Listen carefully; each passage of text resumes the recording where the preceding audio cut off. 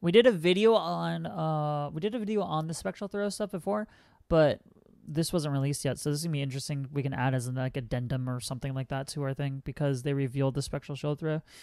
So let's just look at it, I guess, because I'm really interested in this since this is going to be kind of like my hopefully my build or something.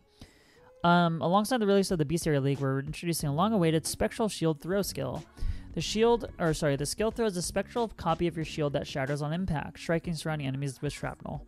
This is the first skill to use shield defenses for damage. The skill is unique in its method of dealing damage, and so it has a lot of special stats to make it a flexible skill. You can focus entirely on armor or evasion for maximizing its physical damage, with a 2 to 3 physical damage per 15 armor or evasion, which is good for tower shields, round shields, and bucklers.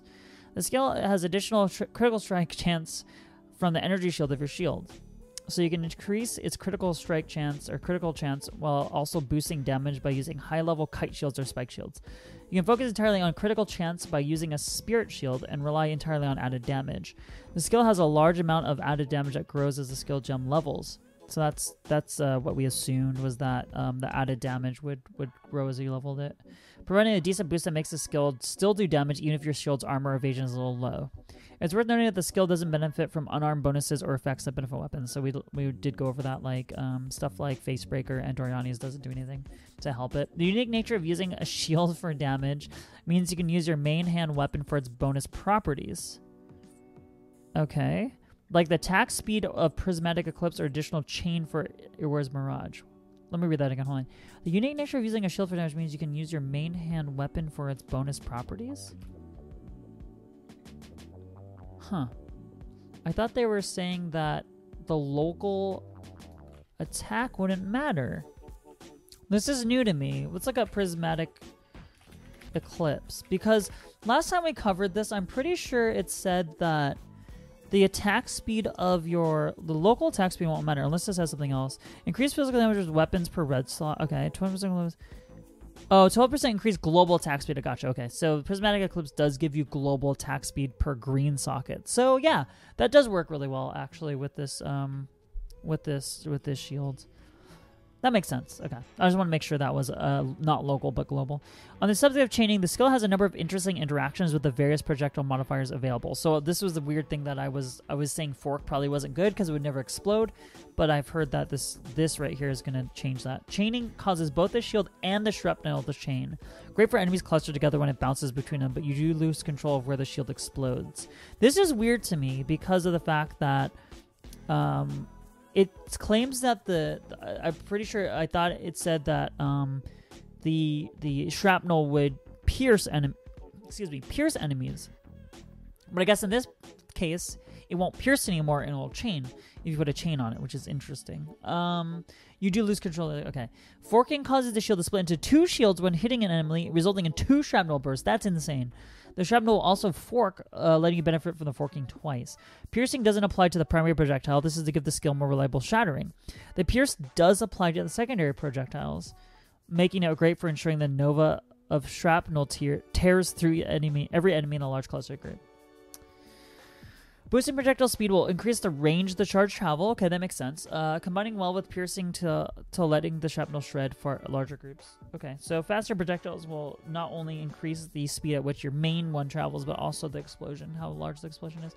Only the secondary projectiles can be modified by additional projectiles.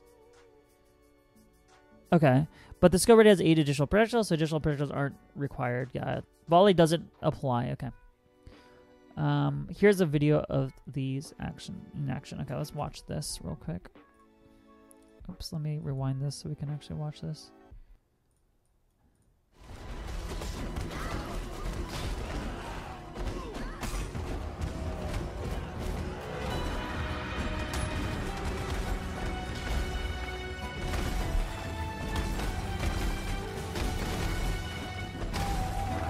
So the Nova's a lot, it's very hard to see. Okay, so that's a chain, and okay, that's what I was saying. The Nova is probably going to be like a porcupine stuff. Cool. Yeah, it's like EK. It's kind of like EK. Like a mini EK. There's fork. So this person's using fork instead of chain.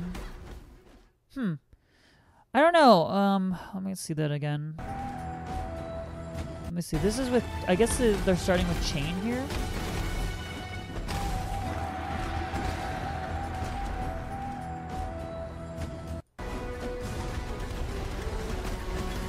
Interesting. I feel like fork is better, to be honest. Just because your first initial shot explodes right then and there, and then the other ones can have a chance to break as well. I wonder how this is going to work with Deadeye. I feel like with Deadeye, this might be really, really good. Yeah, I think the boss killing is going to be the toughest part, but I think, you know, with the return, it might be really good.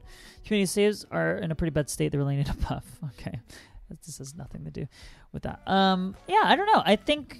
I still think, you know, it's going to be lackluster for single target, but maybe there's going to be a way to make it really good, like with the return thing from Deadeye. I don't know for sure. But yeah, I think overall this thing looks a lot better now that fork and chain actually works with the burst. So I'm very excited. I'm actually more excited than before because of the fact that it seems like the quality of life that they have for fork and chain is actually very viable.